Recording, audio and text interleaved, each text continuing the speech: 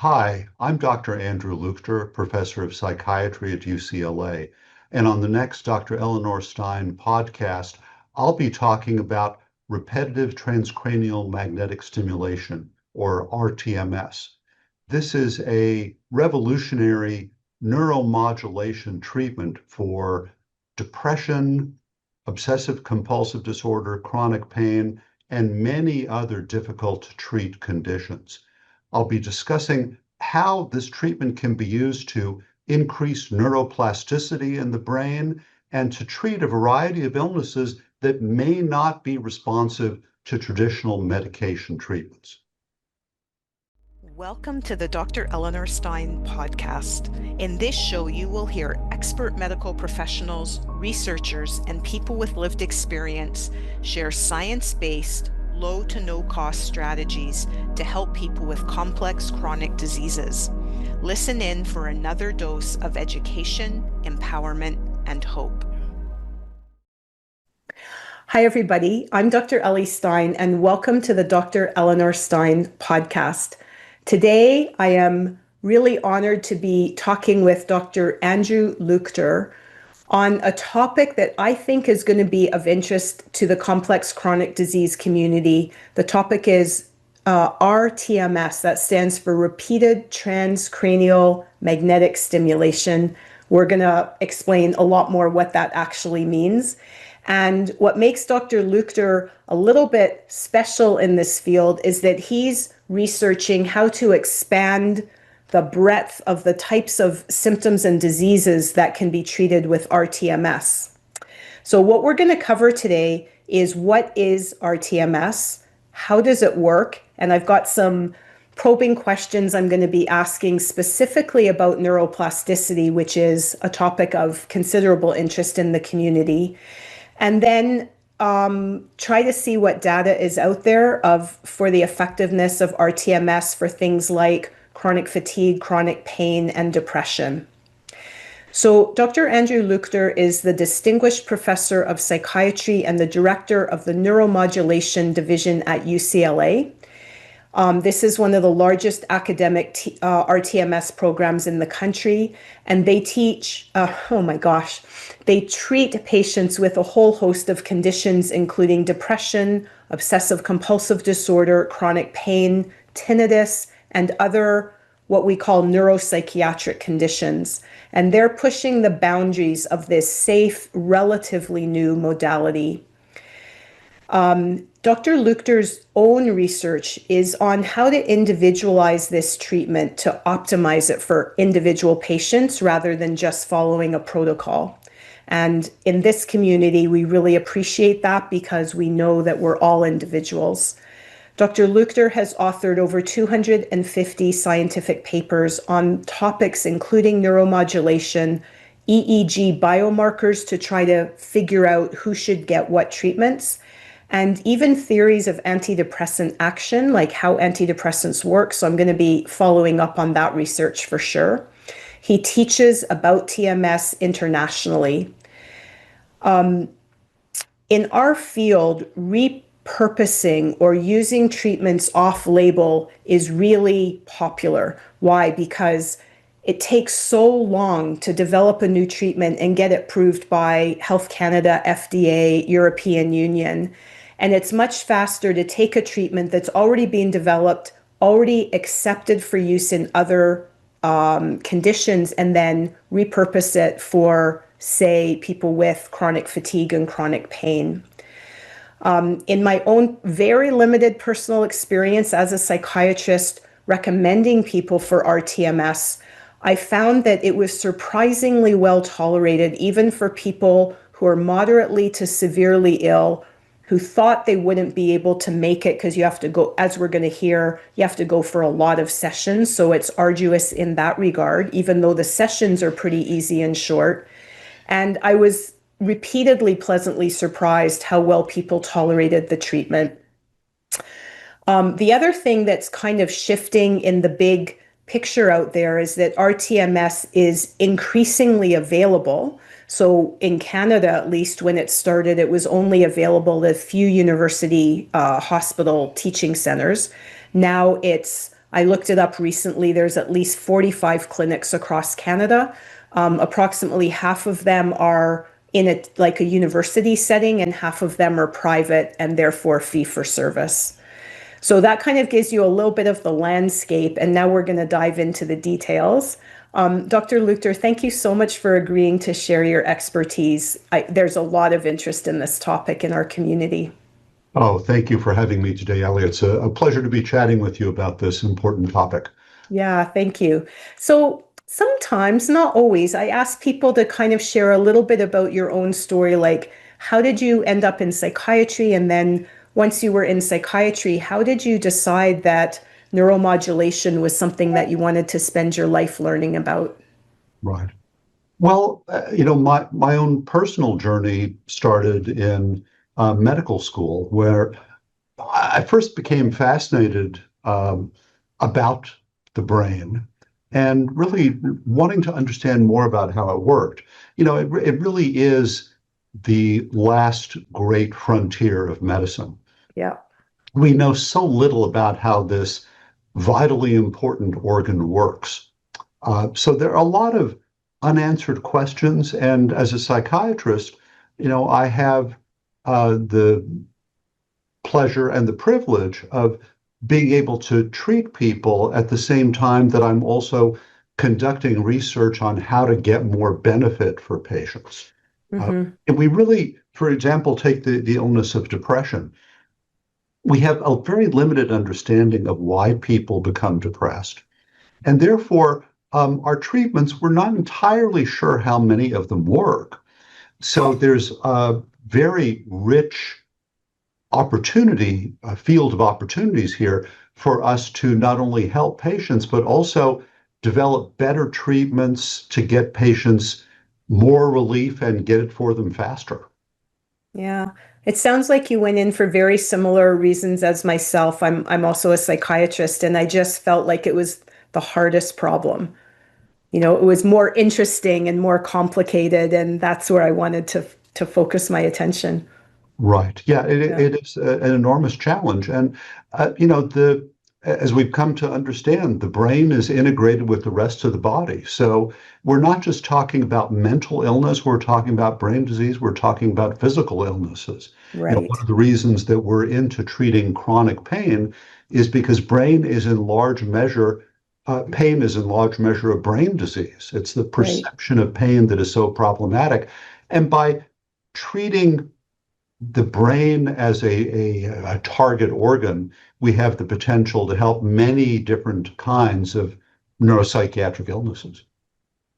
Great. Thank you. Do you want to dive right in and maybe just give people a little bit of a preview, like what is TMS?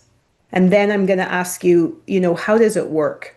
Okay, sure. Yeah. So rTMS, repetitive transcranial magnetic stimulation, is very simply put a treatment where we take a powerful electromagnet, much like what anybody would have in an MRI machine, but we Hmm. take it, we put it right upside the head. We place it on the scalp, and we're pulsing the brain with electromagnetic energy. All the studies have indicated if you do this repetitive pulsing session after session, day after day, that you can relieve all the symptoms of depression, obsessive compulsive disorder, and many other conditions.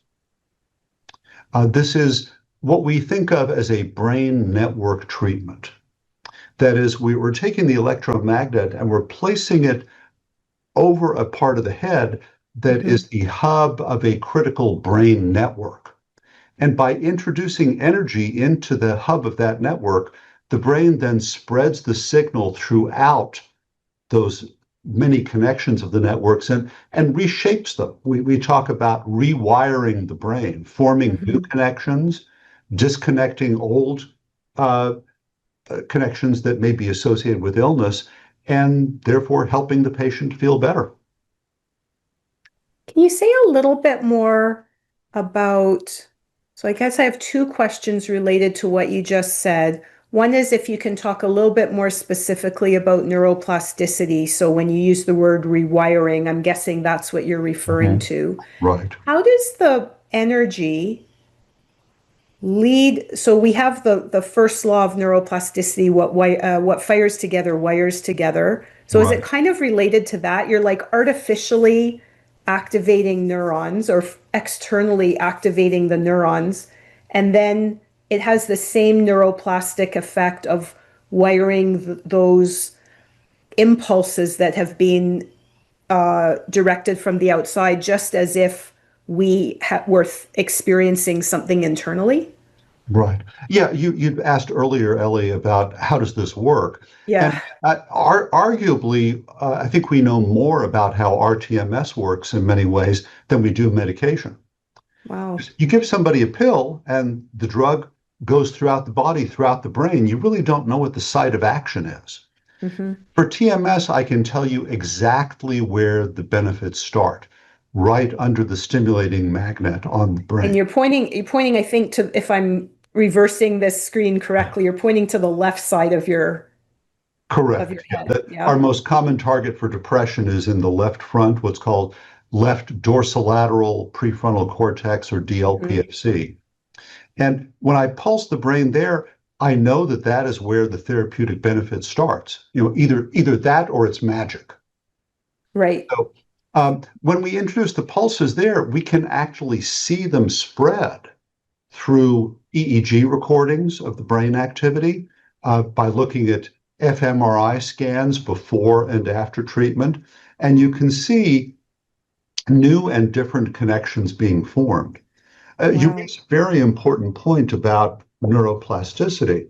Uh, One of the very first effects of rTMS stimulation is to entrain the firing of nerve cells, the brain waves, to the frequency of stimulation. Okay. And we entrain them and then we turn off the magnet, the brain relaxes, if you will. We put another train of pulses in, on, off, on, off. By doing that again and again, we are inducing what we call neuroplastic effects and helping to form new connections in the brain, and repurposing nerve cells to subserve different emotional and cognitive states. And can you measure those states? So you just talked about you can actually measure on EEG or fMRI how the different parts of the brain are being activated from I guess I should do it on the right side of my head, from the stimulus. Uh-huh. And how long does it take for the person to say, "Oh, I feel different"? Well, it's quite an interesting question in terms of how long it takes. Well, first, we can see the effects of stimulation really with the first pulses that we put into the brain. You Wow. can see with EEG, because we record throughout a treatment session frequently, and you can see that the connections between the stimulation site and areas in other parts of the brain are starting to form different kinds of connections with the first pulses that you put in. It's not that all the change happens early, Mhm. but the change starts early. Now, you ask a very important question, when will patients start to feel better? Mm. When we first started doing this, and it's been around now for almost 17 years as a treatment, some patients after the first session would say, I feel better. And I'm thinking to myself, that's got to be a placebo effect. Well, it turns out it isn't. That is, there are a number of patients who either from the first treatment to the first few treatments will start to feel the benefits very, very quickly. On average, I would say that it takes 2 to 3 weeks for patients to really start to notice a Mhm. lot of the benefits.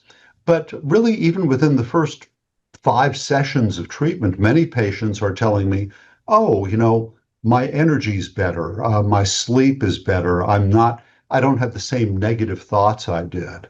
Um, my own favorite is when a patient comes in and says, well, I don't feel any different, but my wife or my husband telling me that I'm a whole lot more pleasant. Right. So, sometimes the patient is the last person to know they're getting better. Yeah, because the changes are often so subtle and so gradual, right? We don't necessarily pick up on Exactly. them. Right. So with respect to depression, and I guess that's the condition which is being really treated the most and has the most research, are there some symptoms of depression that respond faster or more completely than others? Like with antidepressants, cognitive function and sleep are notoriously resistant, even if mood improves. And I'm just Right. curious about TMS, if it's similar or it's a different profile than what you see with antidepressants. Right. It's an excellent question, Ellie, and one that we have been curious about ourselves.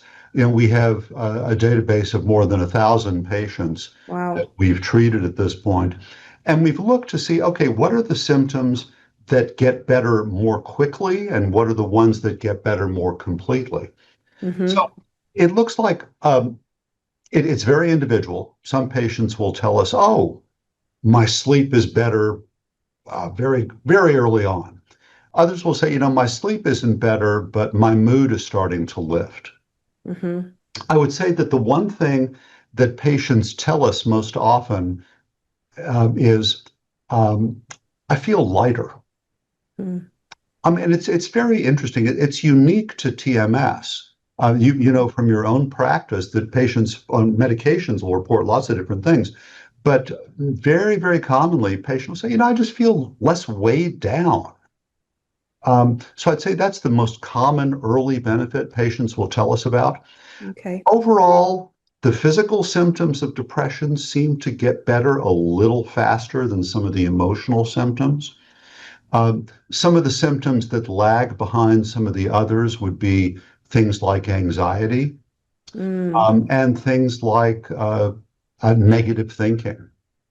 Now, interestingly, TMS does appear to have more substantial benefits for thinking, memory, cognition, and negative ruminations than medication. We've actually published several articles on this that um, uh, antidepressant medications, as you were saying, patients will still have executive function Mm-hmm. deficits. They have difficulty with complex tasks and decision making.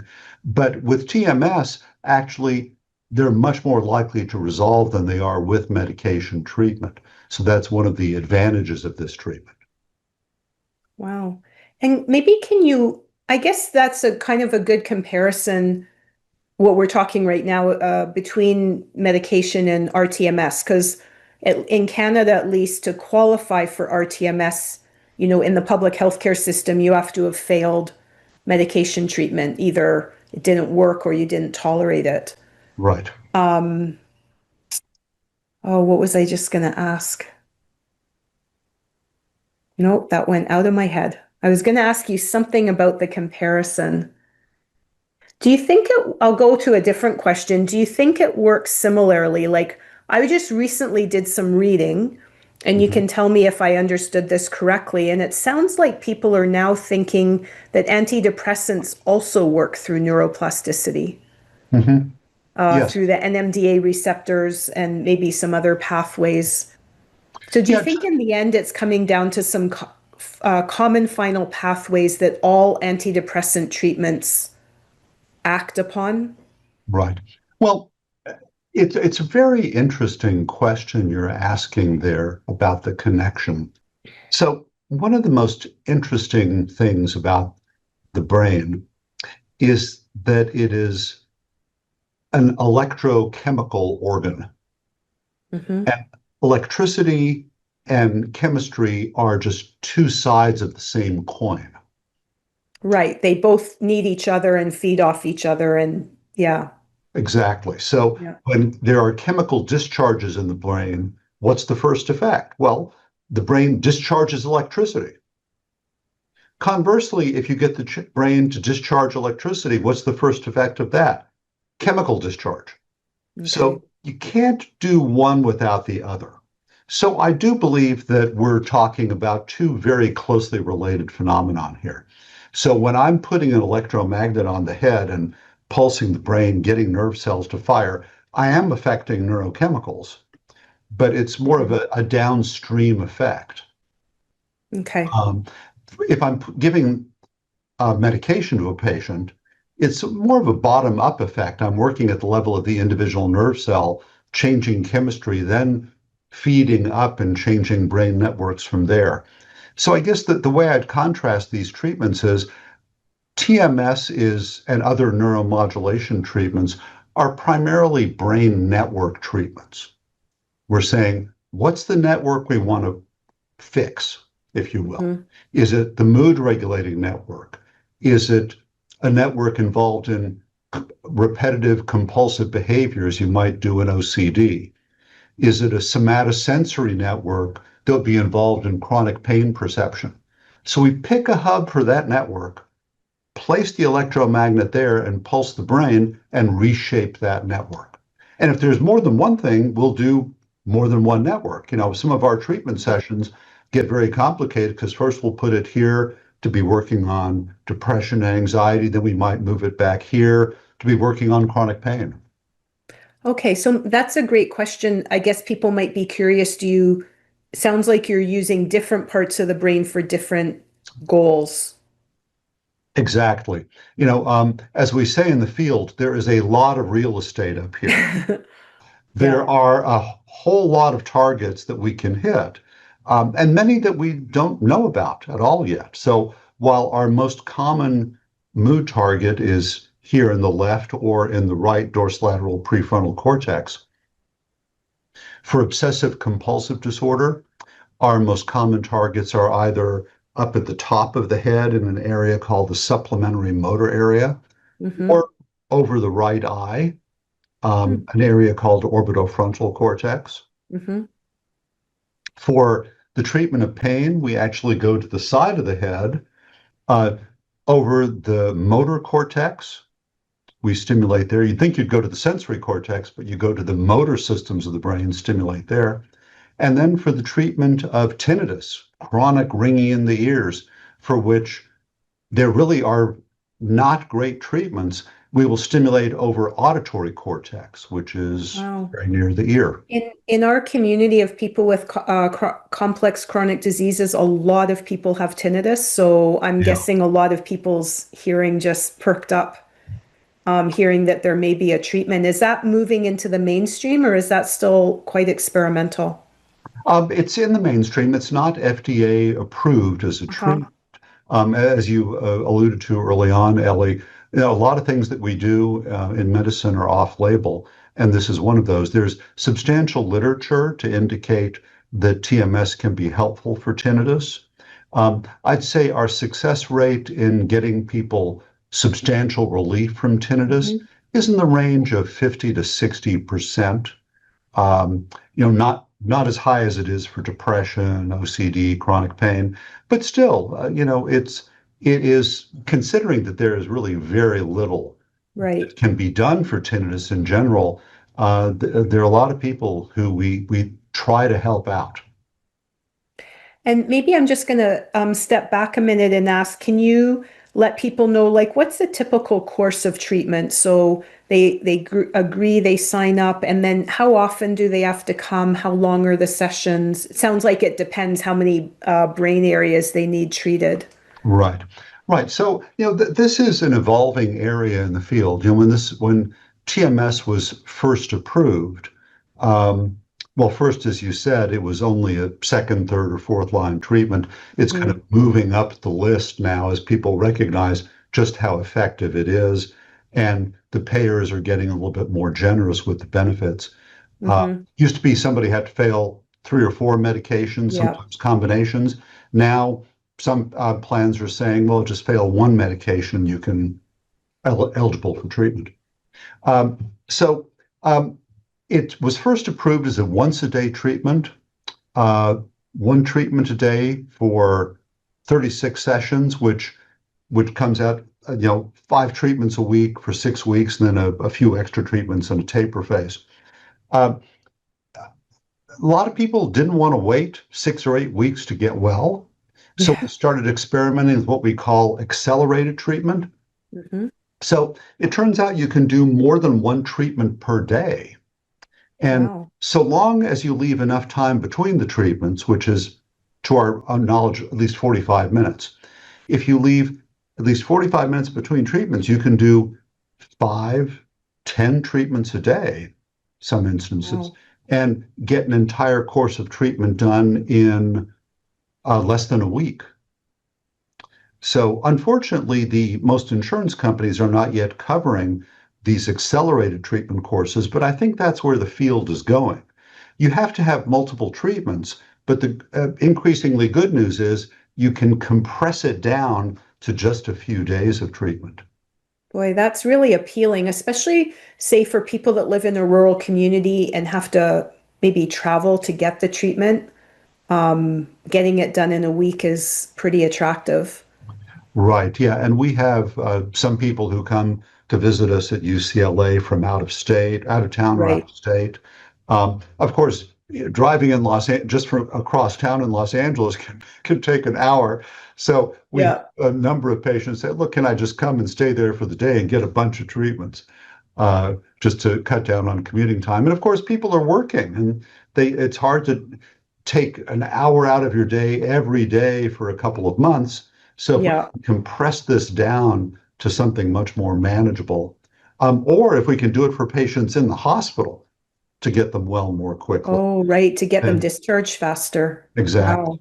Yeah, And the waiting, like the period of time in between the treatments, is that the brain then needs time to start wiring, to start rewiring. exactly. That is, Okay. the neuroplastic effects require some time to work. That is, a total course of TMS treatments is about 90,000 pulses of Okay. electromagnetic energy. So of course, early on somebody said, what happens if I just put somebody in a chair and I put in all 90,000 pulses all at once? Well, the answer is they get a headache, but they don't get any better. That is, it doesn't really improve symptoms. You've got to allow some breathing room for the brain in there to process things, for neuroplasticity to develop, for the changes to occur. Yeah. And one of the very interesting things that we're coming to appreciate now, Ellie, is that for these accelerated courses, our own accelerated protocol is one that we call 5 by 5, five Okay. treatments a day for 5 days. And what we found is that many patients at the end of the 5 days are feeling great. They say the depression's gone, I'm feeling wonderful. But uh, up to half the patients will tell us, I just don't feel that different. I don't feel that much better. Well, we follow people out, and it turns out that of those people who don't get better immediately, 2 weeks later, they have a dramatic improvement. There's this delayed effect. It Hmm. seems that, and so at 2 weeks, many of the patients who felt nothing immediately are going into remission from their depression. They're feeling great. Um, And then maybe the next question is, how long does that benefit typically last? I gather many people come back for booster treatments sometime later. right. Well, we don't know yet how long the benefits of accelerated treatments last. Hmm. For regular once a day TMS, 70% of the time the benefits last at least a year, Oh, that's pretty good. which is pretty good because, medications, the benefits can attenuate over time. ECT, electroconvulsive therapy, very effective treatment, but very high relapse rates in the first six Yeah. months. But for TMS, 70% of the time, patients are holding on to it for the year. Now, during that year, some people may need booster sessions. Uh, now, on average, if somebody starts to lose benefits after a few weeks or months, they can come back in and, they get them back very quickly. The nice thing about TMS is the benefit is very reproducible, Oh, okay, that's great. as opposed to medication where, it's a little bit more of a crapshoot, if you will. Yeah. It's going to work again. For TMS, in medicine, they tell us never say always, but close to always, if it worked once, you're going to get the benefit again. Now, for accelerated treatment, we're studying these right now, and the rate of the durability of it appears to be very good with our 5x5 protocol, but there is some controversy in that area that some of the accelerated protocols that are very intensive, they get patients well very quickly, but then the patients can lose benefit relatively quickly. So we're following these patients closely, and if anybody starts to relapse, we try to step back in with another day of treatment to get somebody back on track. And so far, we've had very good success with that approach. And so for depression, again, which is the most well studied, what percentage of people respond to rTMS? We have a rate of about 2/3 of patients getting substantial relief of their depression, either getting all the way well, that is remission, or substantially better. That's pretty good because antidepressants aren't that high. And that leads to kind of my next question, which is side effects. So one of the big problems with antidepressants is, the drugs go all over the body and cause all kind of unintended consequences. So how well is rTMS tolerated? Right. Well, yeah, and on the efficacy question, just to backtrack one quick second here, because, I mean, you know from your practice that the people who come to rTMS are the ones who have not gotten the benefit from medication. Right. So we're talking about not 2/3 of depressed patients, we're talking about 2/3 of the most depressed patients, the ones Good point. who don't get benefit from medication. So, and if we use this as a first-line treatment, it actually looks like it's even more effective. Now, in terms of side effects, a very important question, every treatment has side effects, and TMS is no exception. The most common side effect is some discomfort on the scalp, because for those of your listeners who've had MRIs before, you go into the tube for the MRI and you hear that clattering noise off in the distance. Well, that clattering noise is a magnet turning on and off, and we're taking that magnet, we're putting it right on your head. So that tapping, that vibration can be uncomfortable. We're stimulating through skin and nerve and muscle and bone to get into the brain. And that can even cause some muscle tension headaches. Now, these are usually pretty minor side effects. Even patients who have pain in the first session, by the fifth session are saying to me, "Oh, could I take a nap during this? Is that okay?" So, it's not a big deal. Other side effects that patients have, some patients will complain of feeling a little mentally fuzzy or out of it after the first session. Goes away pretty quickly, not a big deal. Some patients feel a little wired, that is, a little agitated, stimulated. Some patients report a little bit of insomnia. Again, that tends to go away. And all of these side effects are easily overcome by adjusting the parameters of stimulation. The only serious side effect of this is the risk of seizure. Whenever you stimulate the brain, there is a risk of provoking a seizure. In the absence of actually having a seizure disorder, that risk is extremely remote, maybe 1 in 30,000 individuals. So it's negligible risk. And even patients who have had a seizure during treatment will commonly go on to complete treatment uneventfully, just with precautions. So it's really a pretty benign treatment overall. What about people? So in our community, a lot of people have something called EHS, electrohypersensitivity. They're just very sensitive to any kind of electromagnetic fields. And, sometimes they use like bed nets to protect themselves from their neighbor's Wi-Fi and stuff like that. And some of my patients believe that after an MRI, they've, not felt well for quite a while. So I'm just wondering if you've encountered any people with electrohypersensitivity and if you've been able to, I guess, adapt the treatment by lowering the dose or changing the parameters to make it available to them. Right. Yeah. So, we treat a lot of patients who tell me in the first session, I'm very sensitive to drugs, or I have a lot of side effects. And I always take that very seriously because there are a lot of patients out there who are just very sensitive to side effects of any of the interventions that we have.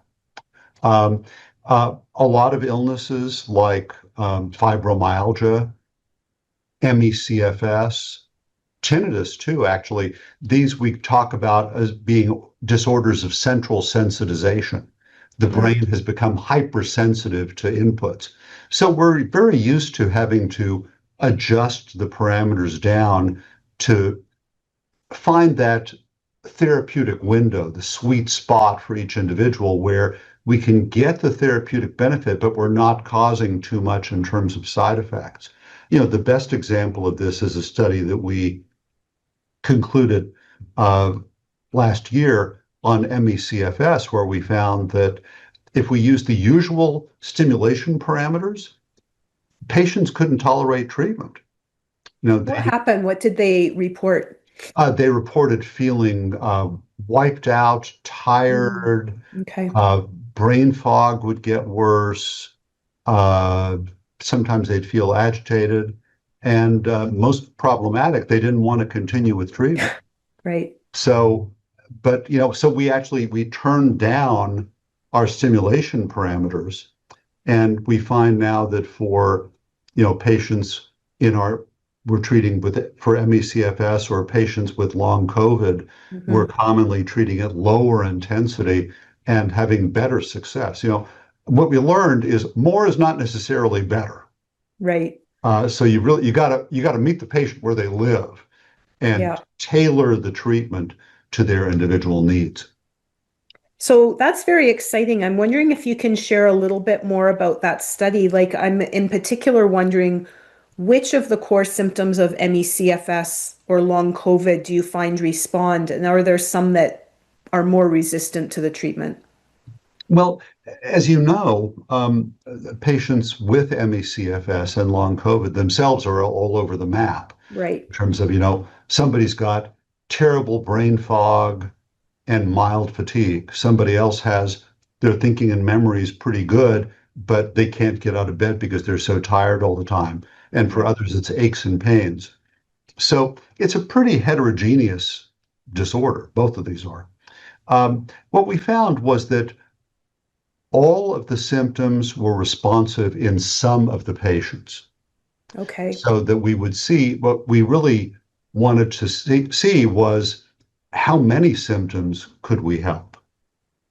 So if you look at core symptoms of fatigue and brain fog and chronic pain and mood, we would see commonly that 2 of the core symptoms would get better. That somebody would say, oh, my brain fog is better, my energy is better, or my pain is better and my brain fog is better. But you wouldn't necessarily see all of the symptom domains getting better for individuals. Now, what would it take in order for us to get more benefit for patients? This was a relatively standard length study. We had 30 treatment sessions over the span of 6 weeks. If we'd gone for longer, might we have helped people get more benefit? Very possibly. So it's something that we're still gathering more data on as we treat more patients. I have actually 2 questions I'm guessing some people are going to be thinking. One is that the core symptom of ME/CFS is something called post-exertional malaise. So it's not the fatigue. I mean, fatigue is also core, like you said.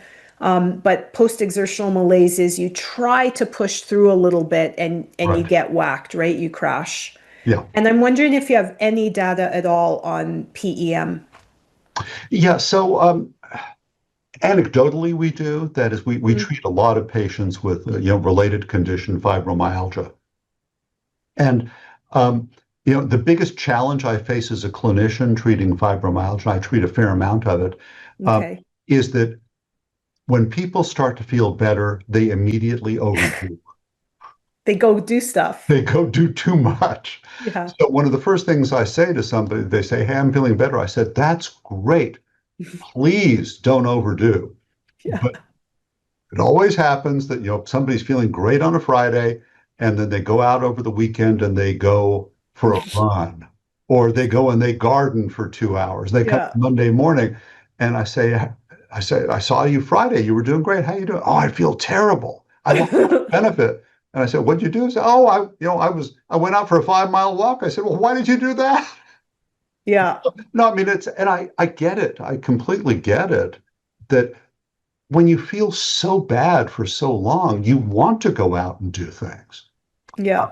And part of this is the reason I recommend to patients with these conditions to go into cognitive behavioral therapy at the same time that they're getting TMS, because as we're relieving the symptoms of the illness, you have to have some cognitive restructuring here and some realization that you're feeling better, but you've got to ease back into a more normal lifestyle. Okay. Because if you do go out and overdo, you will have a symptom flare. So there's so much I could ask you to follow up on that. So I just want to clarify, you're recommending the cognitive behavior therapy not to cure the illness, but to help them adapt to the recovery. A little of both, A little yes. of both. But it is one of the most interesting things and one of the most challenging things about doing TMS is that you have a front row seat to seeing how difficult recovery from chronic illness can be. Can you say more about that? Because most people would think, oh, it would be easy if I felt better, I'd be home free. What could possibly be difficult? You would think that, but Yeah. as you know, I'm sure from your own practice, at some point, chronic illness becomes a way of life. Hmm. That as your world gets smaller, you're giving things up. You have Yeah. fewer friends, you have fewer activities. You're in a small world. When you take away the chronic illness or break down the walls of the illness, and somebody can start to see a broader, richer world again, it can be profoundly disorienting. It Hmm. can provoke all different kinds of feelings of joy, but also fear, anger, anxiety. I've And had even grief, maybe you're like, wow, look at how much I've lost or missed out on over such a long period. exactly. Yeah. And why didn't I do this years ago? Or uh, all kinds of challenging existential questions that come up. Hmm. So I think it's very important for patients who are going through this to also be in some kind of therapy to help them rebuild their lives. Yeah, that's really good advice. I wanted to just ask about if in rTMS some people with, say, ME/CFS, long COVID, or fibromyalgia report improved energy, Mhm. there's like a bit of a dissonance because we know that there's central fatigue and peripheral fatigue, and presumably the rTMS is helping with the central fatigue, the perception of fatigue that the brain is kind of orchestrating. Right. But we were pretty confident that in ME/CFS and long COVID at least, there's a decrease in cellular energy, like the mitochondria just are in glycolysis and they're just not producing enough ATP. And I'm wondering if you think, I mean, could rTMS have any impact on that, or is that kind of not able to be addressed? Well, we do know that rTMS improves endurance. Hmm. In So like regular people or in people with depression. in healthy individuals, in athletes. Wow, Now, interesting. now, why is that? Is it that if you feel more energetic and your brain is working better, that you're able to, you feel you can do more and therefore you do more? Is it that there is some top-down effect on the body's energy metabolism and stores? I think the answer to that question is yes. Yeah. But we don't know. We don't understand that effect very well. But I think that there clearly is tight integration between the brain and the body.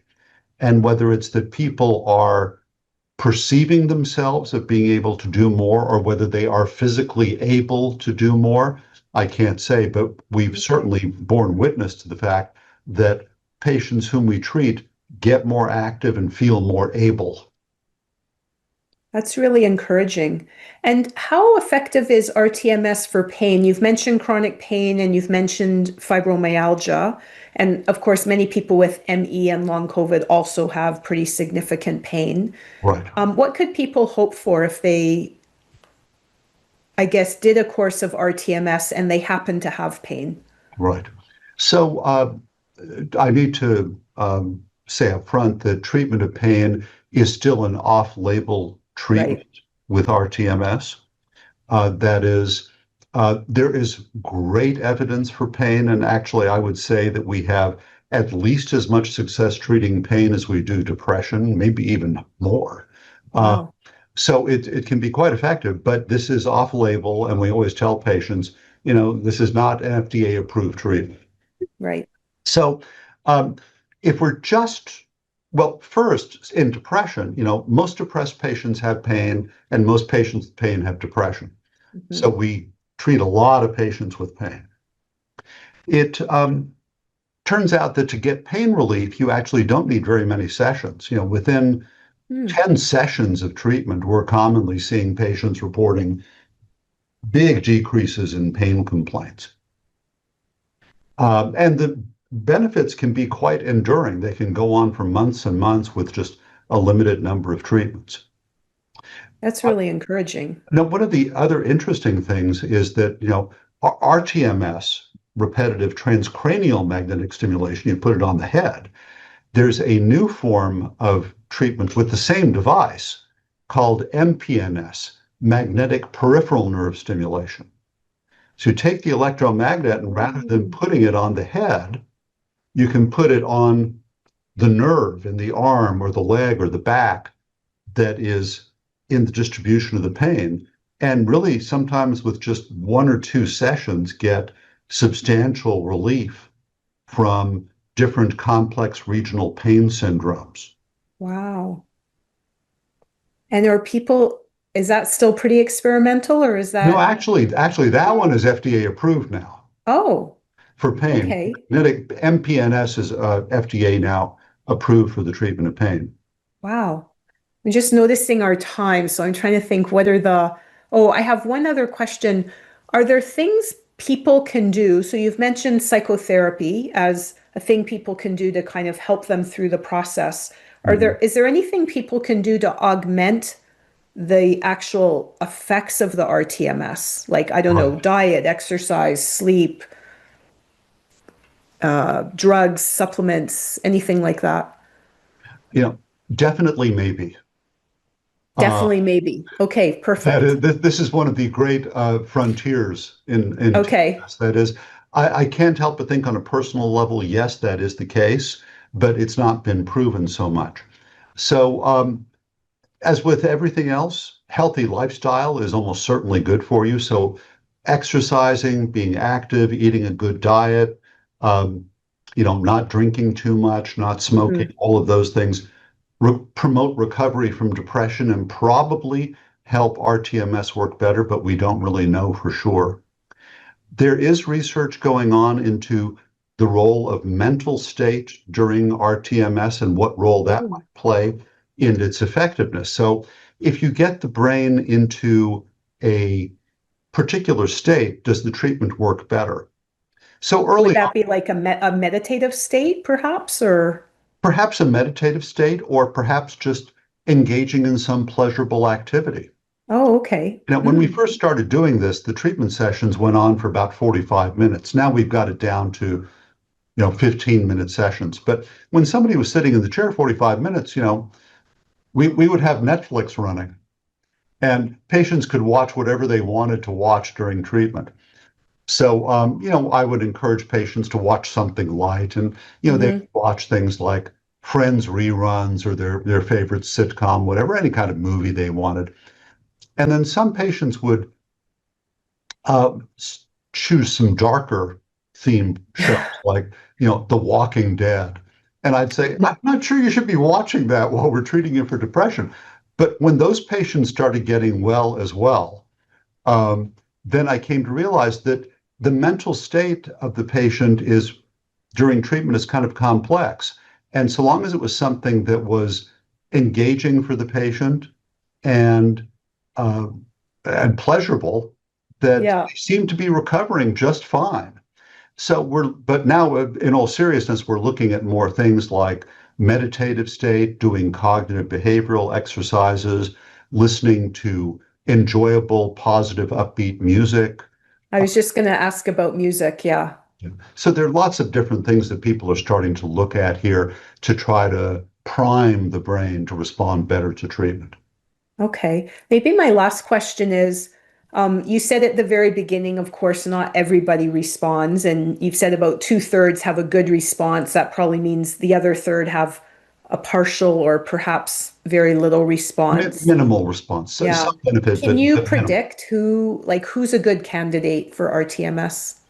That is our major focus of research here at UCLA, is trying to identify those patients who will do well with treatment. We have some promising leads looking at EEG biomarkers. The things that we've reported on are that there's certain EEG patterns that seem to be associated with response. Interestingly enough, we published a couple of papers that looking at the pupillary light response.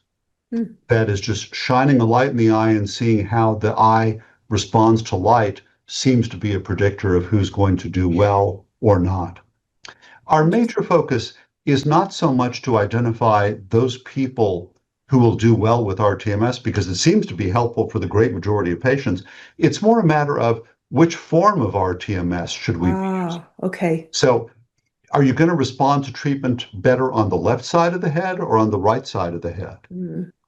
Or would you be responding better to faster pulses or slower pulses? So we're really trying to tailor the treatment to what each person's brain needs in order for them to recover. That makes so much sense. And it's again, we're all individuals, so one recipe for everyone is not going to be as effective as trying to tailor. Exactly. Exactly. Oh, look at that. I guess I have one more short question. Is Sure. there any... I've got another hour. We can keep going. Oh, okay. Is there any possibility of home treatment, or you just really have to come into a clinic to get it? I sure hope there's a possibility for home treatment. That is, this device, as we use it in the clinic. Is it small? It's not big. It's not huge. It's about, the size of, half my desk. So it's, it's not a huge device. But you've got to place the stimulating coil on the head. Somebody's got to see where to put it. There are people experimenting with sort of remote camera setups that would let people do it at home. But that's very much a work in progress.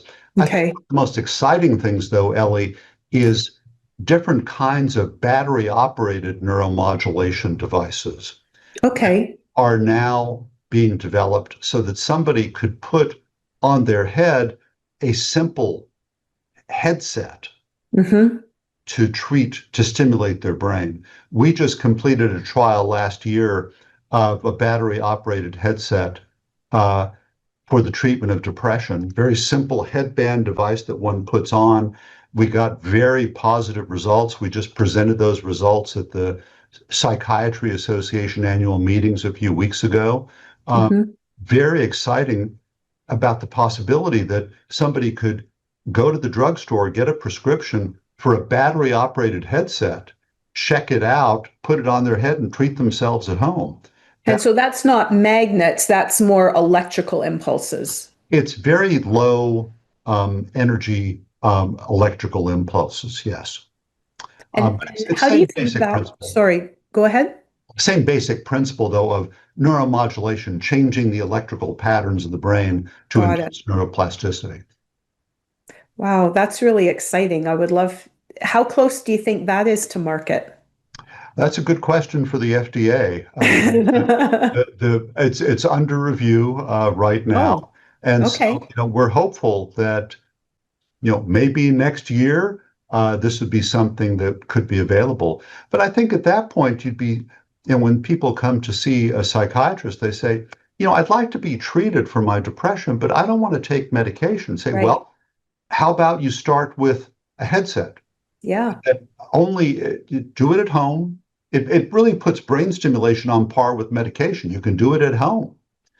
And only if that doesn't work would you then, or if you're more seriously depressed, perhaps, Yeah. would you come in for rTMS? So we want to have a whole range of treatments that are available depending on the needs of the patient.